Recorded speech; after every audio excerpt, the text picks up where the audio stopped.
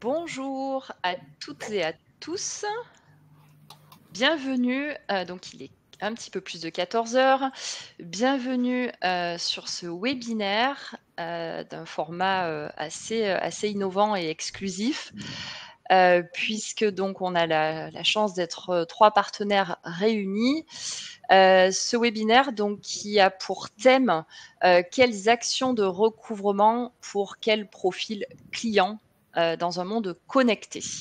Je suis Caroline Drouard, je suis la responsable partenariat pour AR24 et j'ai le plaisir, d'être accompagnée aujourd'hui donc de Marie Ambrosiano, côté Altares. Bonjour Marie. Bonjour à tous. Marie Ambrosiano, donc je suis responsable des partenariats d'Untrade chez Altares, qui est notre programme collaboratif d'analyse des comportements de paiement, dont je vous parlerai un petit peu plus en détail tout à l'heure. Merci Marie. Et également donc de Jérémy Yao, côté MyDSO Manager. Bonjour Jérémy. Bonjour tout le monde. Eh bien, Jérémy Yao, donc je suis directeur commercial et projet chez MyDSO Manager, outil de pilotage du cash, et j'aurai aussi le plaisir de parler de la synergie entre nos différents périmètres. Merci Jérémy. Alors, pour ce webinaire, nous allons voir différents sujets. Donc tout d'abord, nous posons le cadre de ce webinaire. Donc notamment, on va parler donc des défaillances d'entreprise et des impayés. Marie, d'ailleurs, vous présentera quelques chiffres à ce sujet. Et ensuite, donc par rapport à ce contexte, par rapport à ces problématiques, nous avons eu pour idée de créer une chaîne de valeur ensemble, donc Altares, MyDSO Manager et AR24, pour pouvoir vraiment vous proposer une solution complète. Donc, en premier lieu, la data, dont Marie vous parlera plus en détail.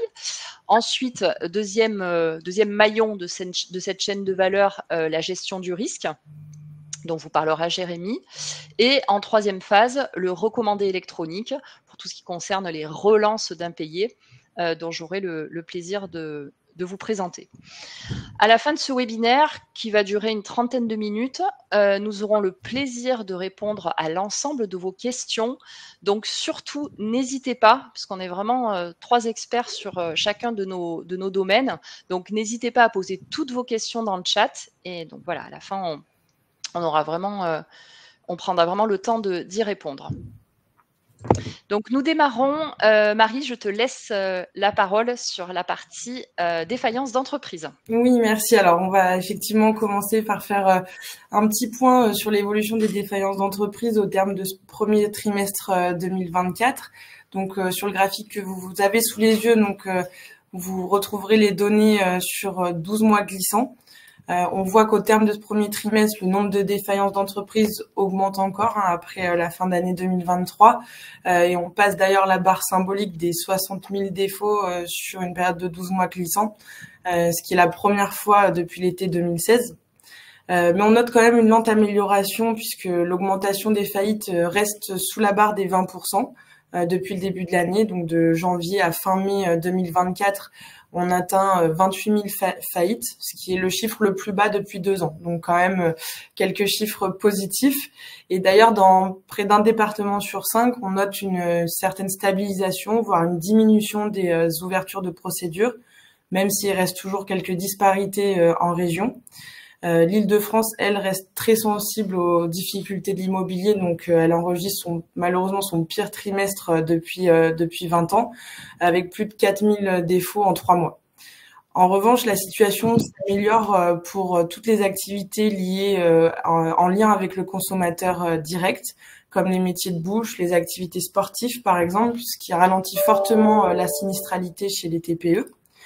En revanche, les tensions restent quand même tout de même très fortes pour les grosses PME, donc de 50 à 200 salariés, dont le nombre de défauts augmente de près de 60%, ce qui fait quand même peser une menace importante sur près de 60 000 emplois. En termes de prévision, avec une conjoncture qui redevient progressivement un peu plus accommodante, on espère que l'année 2024 s'achèvera sur un nombre de défaillances, sauvegardes comprises, en hausse de seulement 10%. Donc, on se rapproche des 64 000 procédures, ce qui reste un nombre élevé, mais pas non plus un mur de faillite. C'est vrai que ça paraît être un chiffre important, mais c'est finalement pas si alarmant, puisqu'on l'a vu avec le Covid, on a marqué une pause importante dans les défaillances d'entreprises, ce qui nous a fait économiser en fait presque 1 an de faillite. Donc il y a naturellement eu une hausse importante des défaillances par la suite, et beaucoup d'entreprises sont tombées d'un coup, donc maintenant le rythme commence à ralentir, et les perspectives sont bien meilleures que ce qu'on imaginait auparavant. Donc on devrait finir l'année 2024 avec des chiffres bien plus positifs que ce qu'on espérait. Voilà, en tout cas pour le panorama, je te redonne la main, Caroline. Merci Marie. Et donc dans la continuité de ce que tu viens de présenter, donc les impacts des impayés pour les entreprises, on sait que ça a vraiment des conséquences importantes et significatives sur la santé financière des entreprises.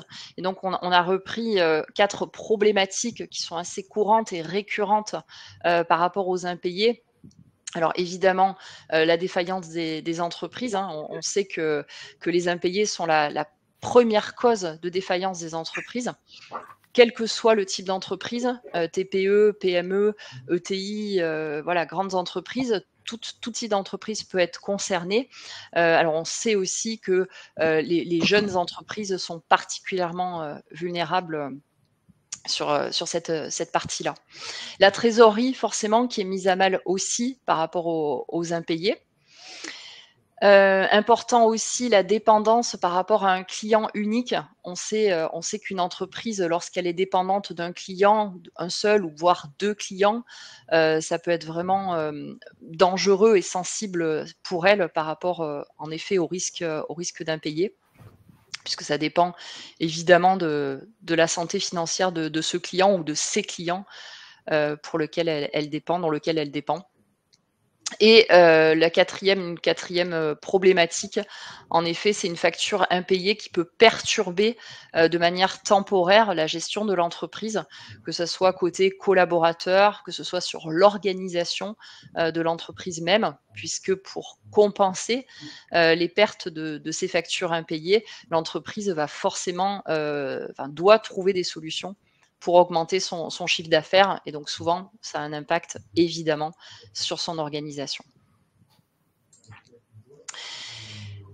Donc par rapport à ce constat dont on vient de vous parler, par rapport à ces problématiques, on a en fait décidé de créer cette chaîne de valeur entre Altares, MyDSO Manager et AR24 pour vraiment pouvoir vous proposer un parcours qui soit vraiment à la fois complet mais efficace, évidemment, pour vraiment permettre d'avoir un impact sur la santé financière de l'entreprise, mais aussi, une notion qui est importante, sur la qualité des interactions avec les clients de l'entreprise.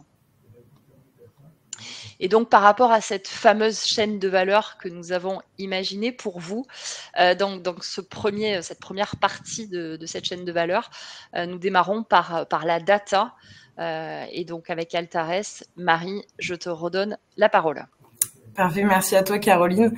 Alors effectivement, je vais commencer par vous présenter ou représenter pour ceux qui nous connaissent déjà Altares. Donc Altares, c'est un acteur historique de l'information B2B. D'ailleurs, on fête nos 100 ans cette année. Et on est aussi partenaire exclusif en France, au Benelux et au Maghreb de Dun & Bradstreet, qui est le premier réseau international d'information sur les entreprises et présent dans plus de 220 pays. Donc, on s'appuie sur une base de données mondiale de plus de 500 millions d'entités légales pour aider les acteurs économiques à se développer durablement. Notre mission est réellement de faciliter les prises de décision au sein des différentes directions de l'entreprise grâce à la data et surtout grâce à nos indicateurs clés, comme notamment nos scores de solvabilité, de retard de paiement, mais aussi nos indicateurs de conformité et de RSE. Grâce à nos outils et à nos informations, on va venir aider les responsables des structures privées et publiques de toute taille et de tout secteur d'activité à prendre les bonnes décisions au bon moment. Dans la continuité du panorama des défaillances, je voulais également planter un petit peu le décor en rappelant un petit peu le contexte économique actuel. Donc effectivement, on l'a vu, on est dans un contexte de forte hausse des défaillances d'entreprises et surtout on est dans un contexte de croissance très faible pour la France et pour la zone euro en général, avec également 14 jours de retard de paiement moyen en France à la fin 2023, ce qui est une augmentation de plus de 2 jours par rapport à 2022. Et on a aussi un article qui a été publié sur paiement.com qui a fait un sondage très intéressant qui montre que 64% des directeurs demandent plus d'automatisation et 80% des entreprises dans leur globalité considèrent qu'une gestion automatisée des comptes clients est devenue primordiale. Donc c'est aussi pour ça qu'on a décidé de faire ce webinaire aujourd'hui, puisque on voit bien que l'automatisation est un vrai enjeu stratégique pour les entreprises pour agir concrètement sur la réduction du DSO. Excusez-moi. Et donc pour mettre en place cette automatisation, Altares va proposer plusieurs indicateurs qui peuvent être intégrés dans des solutions métiers telles que MyDSO par exemple. Comme par exemple les procédures collectives et amiables, c'est-à-dire qu'on va pouvoir mettre en place un système d'alerte pour être informé en temps réel des procédures collectives de nos clients, ce qui va permettre de pouvoir déclarer ses créances à temps pour maximiser ses chances de les récupérer. On peut intégrer également le score de défaillance qui mesure le risque d'entrée en procédure collective ou amiable à horizon de 12 mois.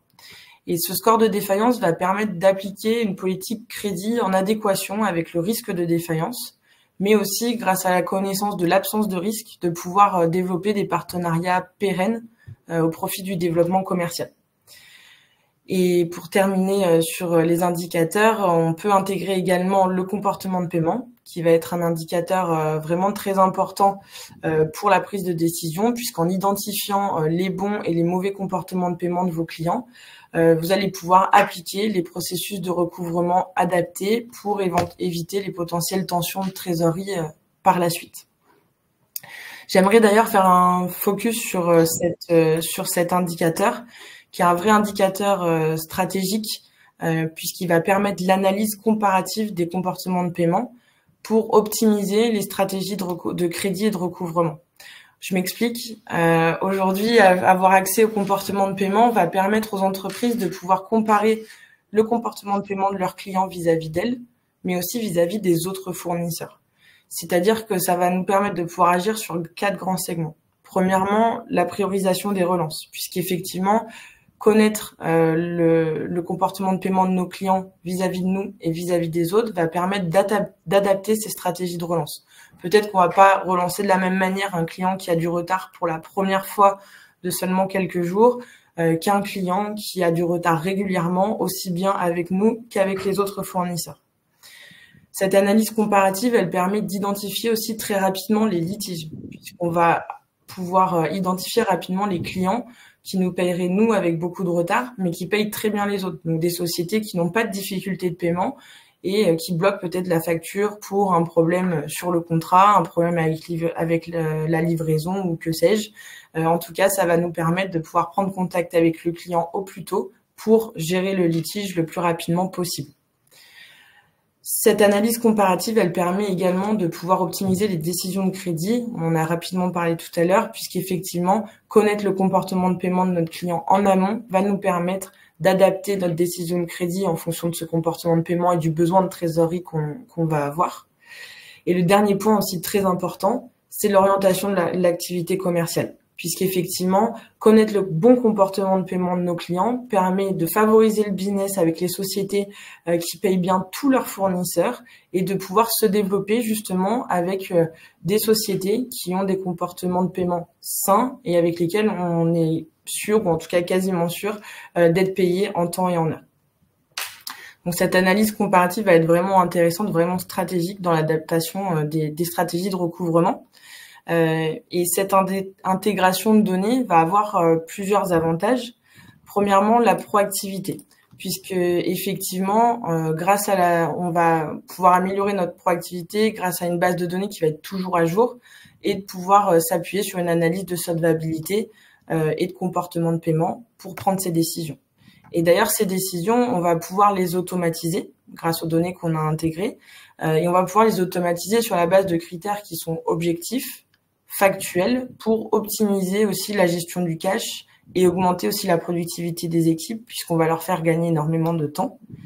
Et un point très très important, c'est que l'intégration de données aussi va permettre de pouvoir centraliser la donnée, tout au même endroit et d'avoir une donnée uniforme pour justement avoir une vision 360 degrés du compte client, en l'enrichissant avec un certain nombre de données standards pour éviter les ressaisies, éviter les doublons et pouvoir être plus réactif aussi quant à la mise à jour d'un compte lorsqu'on a un blocage ou peu importe.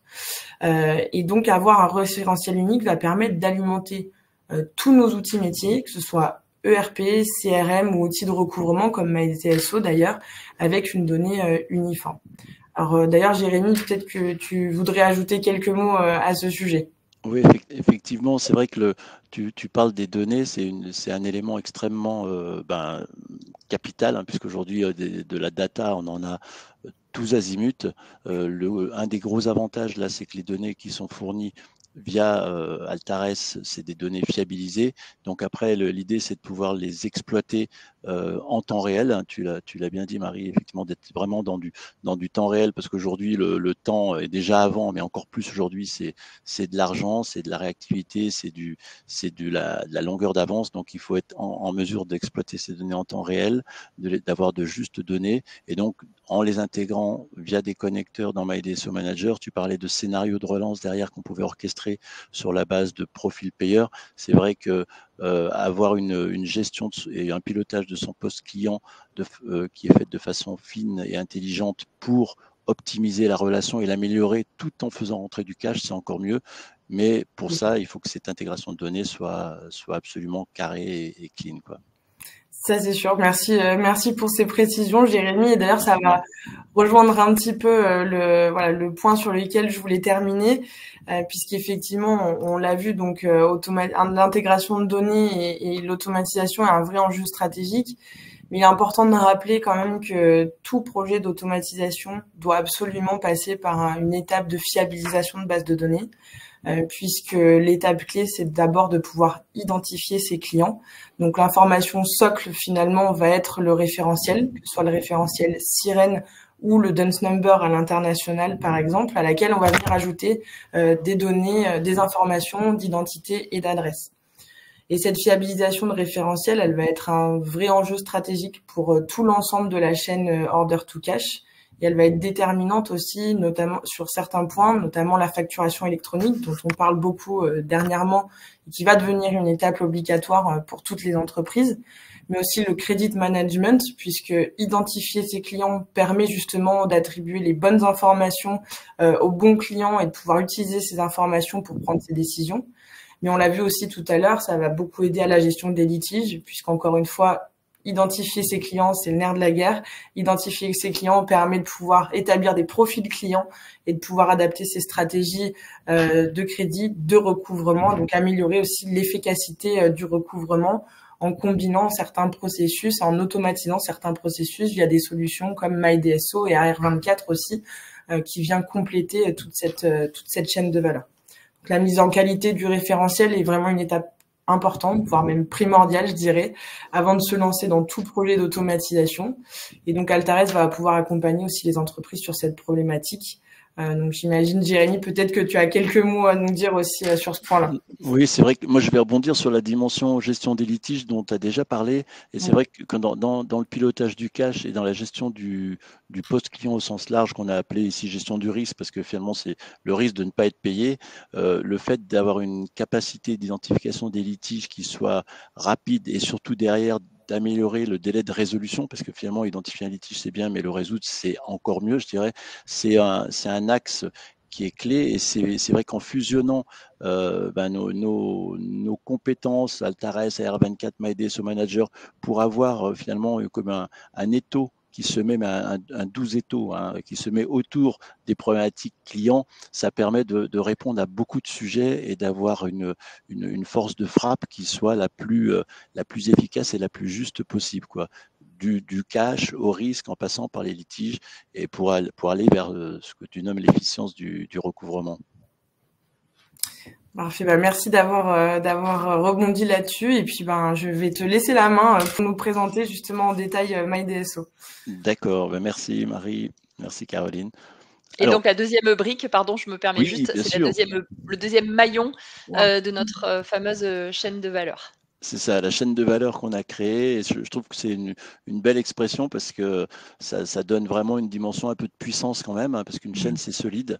Et c'est hyper important de penser que les maillons de cette chaîne ne vont pas se rompre et au contraire vont être encore plus efficients en étant groupés. Donc, alors, MyDSO Manager, je vais rapidement vous dire qui nous sommes pour celles et ceux qui ne nous connaissent pas. Et il y a encore pas mal de monde malgré tout, quoi.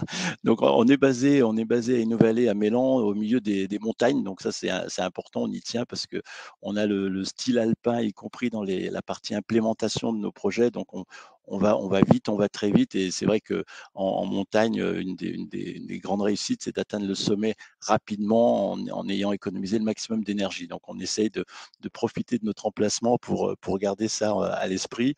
Donc, on est un des premiers acteurs européens en nombre de clients. C'est vrai qu'on a franchi le cap des 1500 clients. On est vraiment ravis. C'est une vraie fierté. Mais surtout, ce qu'il faut retenir, c'est que 50% du CA est réalisé à l'export dans 85 pays. Donc, en fait, finalement, les problématiques qu'on soulève aujourd'hui, bien sûr, elles ne sont pas que franco-françaises, hein. En fait, la problématique de cash et de pilotage du poste client au sens large du terme et va bien au-delà de toutes les frontières et c'est un sujet mondial qui intéresse tout un chacun. Donc, pour parler un peu volumétrie, aujourd'hui, on a pratiquement 130 milliards de factures payées. Donc, on voit que ça carbure. Alors, on existe depuis 2015, donc c'est pas non plus ça fait pas 100 ans qu'on travaille dessus. Par contre, ce qui est intéressant de voir, c'est que les médias qui sont utilisés pour faire rentrer ce cash, parce que alors ce qu'on appelle les médias, c'est les moyens utilisés. On voit que la dimension éditique notamment je pense à R24, porte vraiment ses fruits dans le process de relance, quelles que soient les étapes, quelle que soit la stratégie. Marie en parlait, à partir du moment où les données sont correctes, on peut complètement avoir des stratégies adaptées avec des profils clients qui sont différentes les unes des autres. L'idée, c'est pas d'avoir non plus une panoplie gigantesque, mais c'est certain que pour toute société, elle a au moins quelques clients VIP, peut-être des clients publics, peut-être des clients à risque. Il y a au moins 3-4 catégories qui vont naître nativement et on n'est pas dans de l'abattage en matière de relance. Donc, le média utilisé est vraiment extrêmement important pour garder une relation et faire en sorte que le fait de demander d'être payé, hein, c'est même pas demander de l'argent, c'est simplement de demander de payer ce qui est dû, n'est pas un sujet de rupture de contrat, quoi. Donc, là, si en quelques mots, on regroupe la dimension du prédictif, l'automatisation. Derrière l'automatisation se cache l'intelligence, hein, parce que aujourd'hui, l'automatisation en soi, 85% des patrons cherchent de l'automatisation, mais en fait, derrière, c'est de l'automatisation intelligente qui est recherchée et de la gestion du risque au sens large du terme, c'est cash, litige et risque client. Alors, ici, rapidement, ce qu'on appelle notre constellation. En fait, MyDSO Manager est interconnecté avec un ensemble de services et on a mis ici en highlight, alors je ne sais pas si c'est bien visible à l'écran pour les auditeurs, mais on a mis ici en highlight les deux partenaires avec lesquels on crée cette chaîne de valeur que sont Altares et AR24 sur les dimensions renseignement financier et sur la dimension éditique. Mais il existe aussi d'autres aspects, je pense en particulier notamment à tout ce qui est duplicata en ligne, mais ça fera l'objet peut-être d'un autre webinaire dans lequel on met aussi en avant le fait d'avoir tous les duplicata en ligne comme étant un acteur fort pour être payé. Donc là, je vais zoomer en particulier sur cette dimension de la chaîne de valeur qui a prouvé son efficacité avec donc deux acteurs phares, donc Altares Intuiz et AR24. Alors, ils sont positionnés comme ça, c'est pas un hasard, parce qu'en fait, la dimension de relance via de l'éditique, avec de la fiabilité, de la traçabilité, on peut l'automatiser, et toute la dimension apportée par Altares est très utilisée aussi pour le prédictif et la qualité de gestion du risque client. Donc, on couvre vraiment tous les aspects. Alors, on va commencer par Intuiz. Donc, on va faire concret. Je vais vous montrer en fait comment ça se présente dans MyDSO Manager avec une copie d'écran. Donc, bien sûr, c'est une copie d'écran fictive. toutes les données sont fausses, hein, même si des noms vous font penser à quelque chose, AXA, moi ça me fait penser à un déodorant, hein, mais je vais...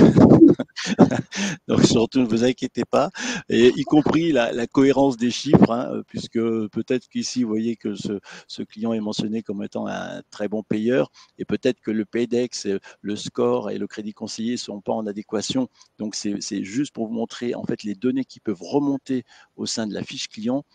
Comme l'a dit Marie, c'est du temps réel, donc on est vraiment sur du... Je ne suis pas en train de poser la question de savoir si ce client est défaillant ou pas. Si j'ai la procédure collective qui remonte, je n'ai pas à lire les échos et m'apercevoir que j'ai 2 mois de retard pour produire mes créances ou autre.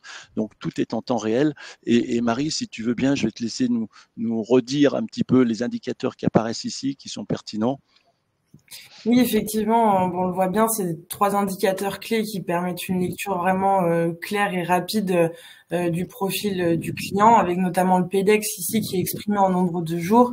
Donc, ouais, imaginons que ce soit une réelle entreprise, donc cette entreprise paierait ses fournisseurs avec 23 jours de retard en moyenne et a un score de solvabilité de 24 sur 100, donc une santé financière assez instable, on va dire. Donc ça permet déjà de pouvoir contrebalancer aussi ces 2 indicateurs qui peuvent se suivre de temps en temps, mais peuvent aussi être contradictoires. On peut avoir des sociétés qui ont une santé financière très bonne, mais un comportement de paiement très mauvais. Donc c'est important aussi de pouvoir les apprécier séparément en fonction des besoins qu'on a en interne. Et également le crédit conseillé aussi qui peut nous donner en tout cas quelques indices quant à l'établissement de nos stratégies de crédit.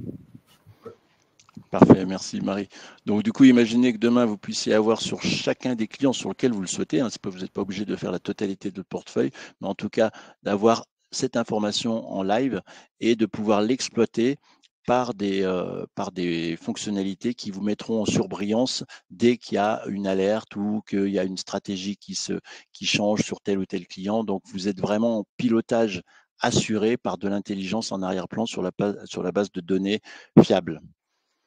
Donc, maintenant, je vais sur le deuxième volet avec AR24, donc notre partenaire en éditique, qui apporte aussi et complètement une dimension qui transforme en fait le monde du courrier, si on peut dire, parce que aujourd'hui, avec AR24, vous avez la possibilité d'avoir un pilotage de votre poste client en matière de relance par Caroline va en parler beaucoup plus en détail que moi, mais moi je vous donne la vision côté MyDSO Manager, c'est-à-dire que vous pouvez intégrer dans vos process de relance le fait d'envoyer des courriers via R24, soit, et là c'est symbolique avec la petite main, par le clic, c'est-à-dire que finalement, bien sûr, on oublie complètement le fait d'écrire à la main sur une enveloppe en fenêtre, de mettre sous-pli, etc. Ça, c'est terminé. Et sincèrement, un des énormes avantages aussi en arrière-plan, c'est par rapport à l'environnement, parce qu'on est vraiment dans une dynamique d'être dans du 100% digitalisé. Donc ça, c'est clair. Automatisation, sécurité, traçabilité, donc tout est là. Et ce qui fait en sorte qu'à partir du moment où vous vous adressez à votre client via un courrier électronique, vous avez la certitude qu'il est reçu, vous savez quand. Enfin, je dévoile pas tout le sujet, Caroline, mais en tout cas, voilà, c'est pour nous, c'était extrêmement important dans cette chaîne de valeur d'avoir ces données qui soient à la fois justes et parfaitement combinées dans cette trilogie Altares AR24 MyDSO Manager, dont on est particulièrement fiers et qu'on voulait partager avec vous aujourd'hui. Merci Voilà. Jérémy, merci beaucoup, tu as quasiment tout dit. Je vais quand même, voilà, rentrer dans quelques détails. Voilà, Je non, vais il y a je vais encore beaucoup à dire. Vas-y, vas-y. je vais faire, au plus vite parce que je vois que le temps passe vite, mais bon, on est tous, passionnés par nos sujets. Donc du coup, en effet, dernier maillon de cette fameuse chaîne de valeur, donc l'envoi recommandé électronique. Rapidement, AR24, donc on fait partie du groupe La Poste via la filiale numérique d'Oka Poste. Et donc aujourd'hui, on est vraiment l'un des leaders en fait, hein, sur le marché du recommandé électronique. Aujourd'hui, on a des problématiques en fait qui nous sont remontées par les entreprises sur l'aspect envoi de courrier papier et notamment dans le cadre du recouvrement et des relances. On a des retours tels que l'aspect chronophage, l'aspect fastidieux, coûteux ou encore sensible des envois de recommandés, enfin de courrier papier.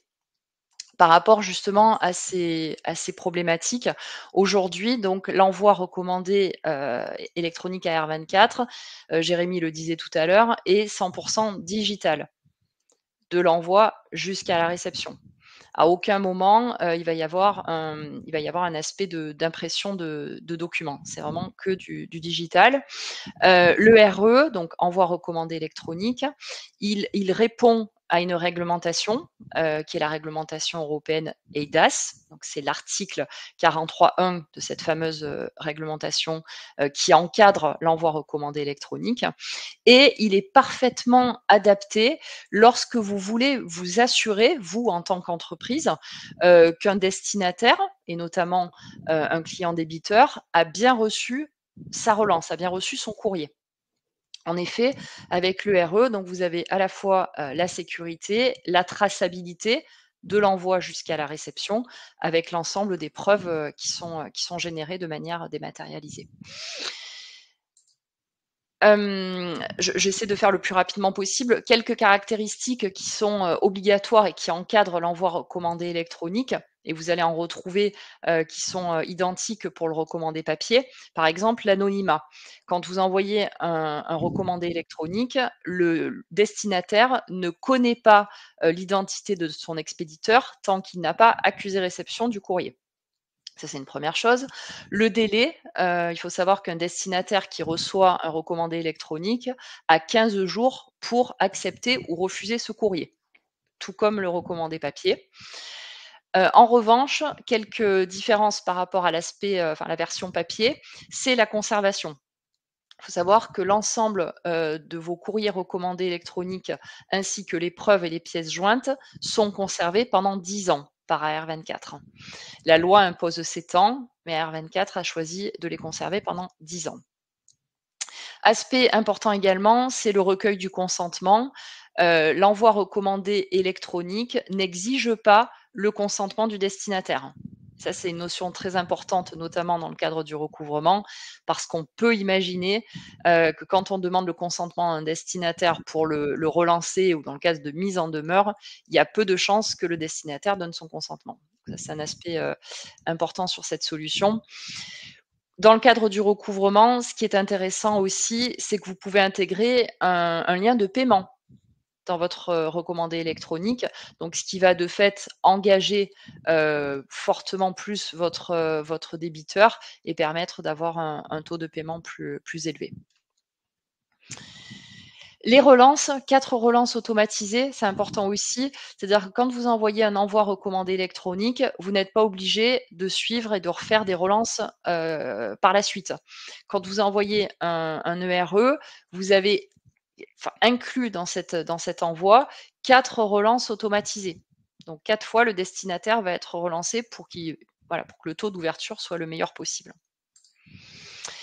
Sur la partie recouvrement, très rapidement, c'est le Code civil qui le précise, l'article 1344, qui explique, qui dit que le débiteur est mis en demeure de payer soit par une sommation, ou alors par un acte portant interpellation suffisante. Et c'est en ça, c'est en cette partie-là que le RE est particulièrement important, puisque vous pouvez prouver que vous avez bien envoyé un recommandé électronique à votre débiteur. Que ce soit de la première relance d'ailleurs, jusqu'à la mise en demeure. Pour vous schématiser, côté expéditeur, quand vous envoyez un ERE, vous avez de manière immédiate votre accusé de réception qui vous est envoyé de manière dématérialisée. Et côté destinataire, c'est quand même intéressant de le voir. Quand vous envoyez un ERE, donc forcément, c'est via l'adresse email du destinataire, il reçoit une notification en lui indiquant qu'il a reçu un recommandé électronique distribué par A24 Filiale de la Poste. Il ne connaît pas, comme je le disais juste avant, le nom de l'expéditeur et il devra simplement cliquer sur « Lire mon courrier » pour que la preuve de réception soit générée. Donc ça, c'est un aspect pour vous en tant qu'expéditeur, vous avez la preuve de dépôt et d'envoi qui est immédiatement envoyée. Et ensuite, quand le destinataire, pendant le délai de 15 jours, va ouvrir son courrier, vous aurez la preuve de réception qui sera générée. Par rapport au coût, donc forcément, vous avez aussi des économies qui sont quand même importantes liées à l'envoi du recommandé électronique.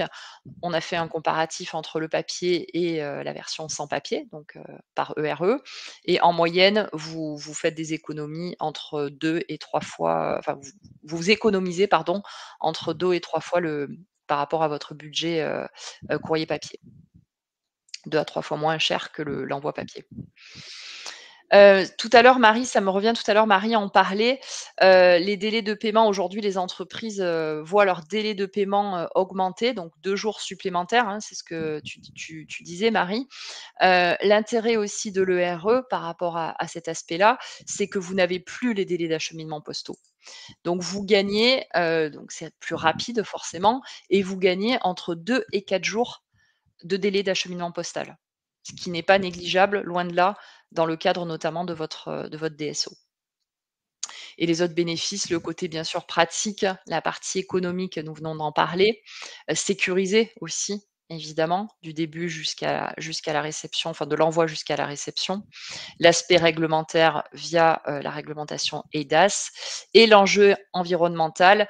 Aujourd'hui, de plus en plus d'entreprises sont dans des démarches zéro papier. Évidemment, l'ERE est tout à fait compatible. J'en ai terminé, j'ai essayé d'être à la fois rapide et claire. En tout cas, j'espère que l'ensemble l'ensemble de cette chaîne de valeur voilà, vous parle et que vous avez vraiment eu des informations pertinentes. Nous allons passer aux questions pour avoir le temps de pouvoir y répondre. Ok. Alors, on va regarder les questions que nous avons dans le chat.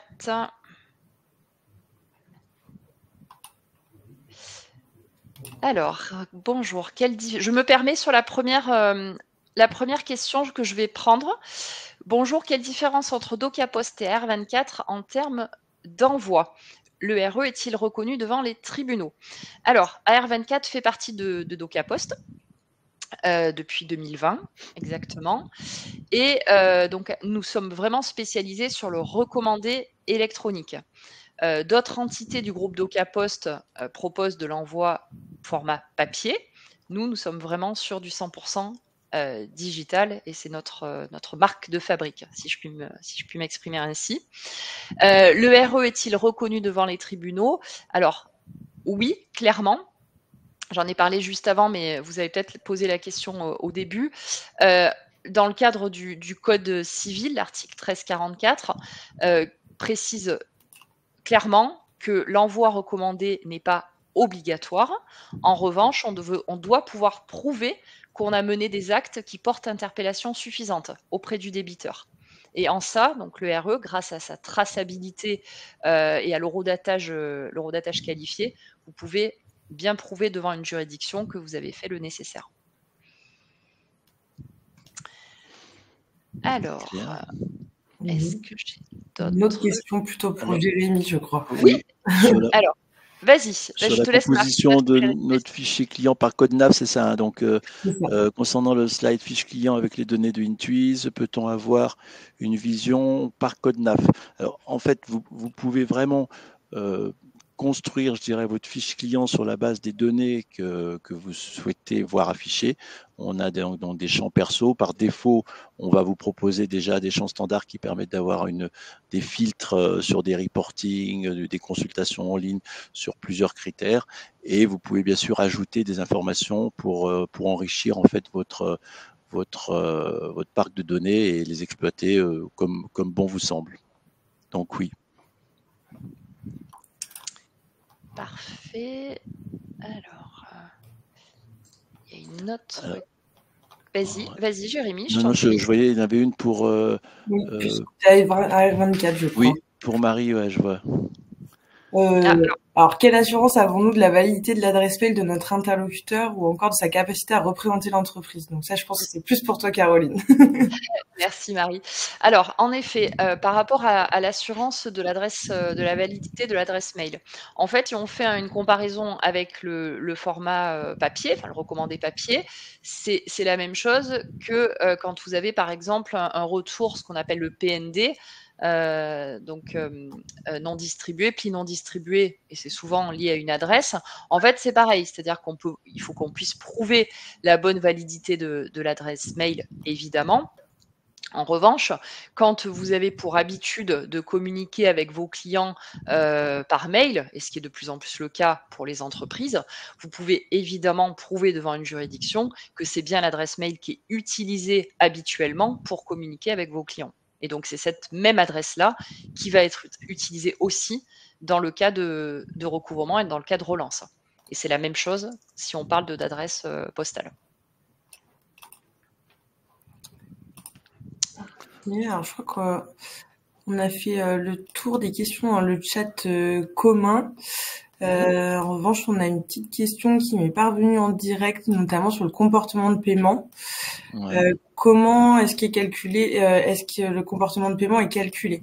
Alors, pour répondre à la question, effectivement, donc le comportement de paiement est basé sur la collecte collaborative de documents directement issus de la comptabilité client des entreprises qui participent à un programme qui s'appelle le programme Dun Trade, qui a été mis en place par Dun & Bradstreet dans le monde entier. Et qui a pour principe assez simple, c'est que tous les participants en fait vont nous envoyer leur balance AG, leur fichier client tous les mois pour que nous on puisse les intégrer, analyser la donnée et donc la restituer sous forme d'indicateurs comme le PDEX qu'on a vu tout à l'heure qui s'intègre aujourd'hui dans MyDSO, qui est exprimé en nombre de jours. Et donc c'est une donnée collaborative qui va être enrichie par toutes les sociétés participantes. Et donc effectivement, plus on a de sociétés participantes, plus les échantillons sont importants et donc plus les indicateurs sont pertinents. Et on peut aujourd'hui mettre en place certains systèmes d'échange de flux avec des sociétés comme MyDSO, par exemple, pour automatiser justement cette intégration de données. Parfait. Merci Marie. J'ai une petite question aussi que j'ai reçue sur le chat. Est-ce que nous avons l'autonomie dans MyDSO Manager pour modifier notre stratégie sur la base des indicateurs que vous proposez?